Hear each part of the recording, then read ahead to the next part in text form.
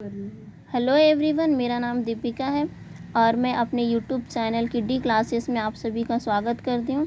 और आज हम अपने इस डी क्लासेस में नया टॉपिक पढ़ेंगे, important international boundary lines between countries. मतलब दो देशों के बीच कौन सी डिवाइडिंग लाइन होती है उनके बारे में पढ़ेंगे।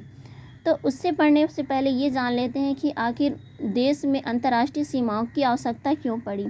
तो प्रत्येक देश अपनी देश की सीमा की रक्षा के लिए एक निश्चित सीमा का निर्धारण करता है और इस सीमा को पार करना देश की सीमा को घुसपैठ माना जाता है।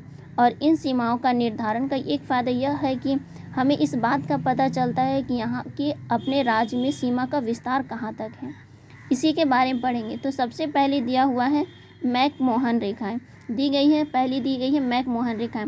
मैकमोहन रेखाएं भारत तथा चीन को डिवाइड करने वाली लाइन होती हैं।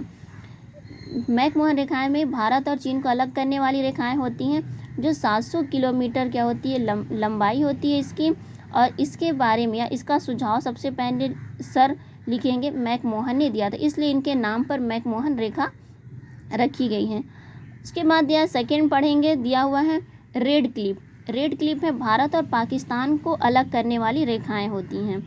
तो इसके बारे में भी 1947 में सर रेड क्लिप ने क्या किया था, इस सीमा का निर्धारण किया था और इसकी लंबाई होती है 3310 किलोमीटर तक होती है। उसके बाद थर्ड नंबर दिया हुआ है डूरंड लाइन। डूरंड लाइन जो होती है वो पाकिस्तान और अफ़गानिस्तान को अलग करने वाली रेखाएं होती हैं। तो इसकी जो लंबाई होती है, डूरंड लाइन पाकिस्तान और अफ़गानिस्तान को अलग करने वाली लाइन होती है, इसकी लंबाई 2640 किलोमीटर तक होती है। उसके बाद नेक्स्ट दिया हुआ है 17वीं समांतर रेखाएं। यह उत्तरी वियतनाम और दक्षिणी वियतनाम को अलग करने वाली लाइन है। उसके बाद नेक्स्ट दिया है 24वीं समांतर रेखाएं। यह भारत और पाकिस्तान को अलग करने वाली लाइन है, लेकिन ये भारत और पाकिस्तान के कच्छ एरिया को अलग करने वाली लाइन है, लेकिन इसको भारत सरकार ने क्या किया था, इस रेखा को नहीं अपनाया था।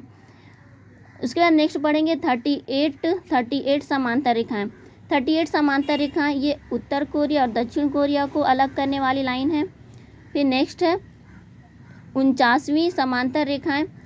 यह अमेरिका और कनाडा को अलग करती हैं। फिर नेक्स्ट है मैनी नाट रेखा। यह जर्मनी और फ्रांस को डिवाइड करने वाली लाइन होती है। फिर नेक्स्ट है हिडनबर्ग रेखा। यह जर्मनी और पोलैंड को डिवाइडिंग करने वाली लाइन है। फिर 10 नंबर है मैन रहीन रेखा। यह सोवियत, रूस और फिनलैंड को अलग करने वाली रेखा होती है। नेक्स्ट दिया हुआ है 141 सेल्सियस पश्चिमी देशांतर रेखा। यह अलास्का, यूएसए और कनाडा को अलग करने वाली लाइन है। फिर नेक्स्ट दिया हुआ है फ्रीज फ्राइड रेखा। यह जर्मनी तथा फ्रांस को डिवाइड करने वाली लाइन है। अगर आपको मेरा वीडियो पसंद आया होगा तो लाइक कीजिए, अपने दोस्तों के साथ शेयर कीजिए, सब्सक्राइब कीजिए। Thank you.